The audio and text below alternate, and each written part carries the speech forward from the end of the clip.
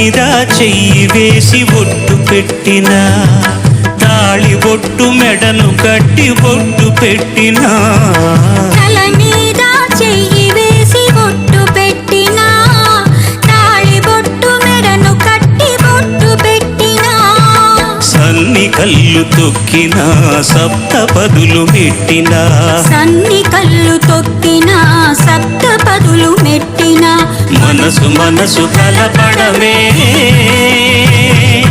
మంత్రం పరమార్థం. శ్రీరస్తు శుభమస్తు, శ్రీరస్తు శుభమస్తు. శ్రీకారం చుట్టుకుంది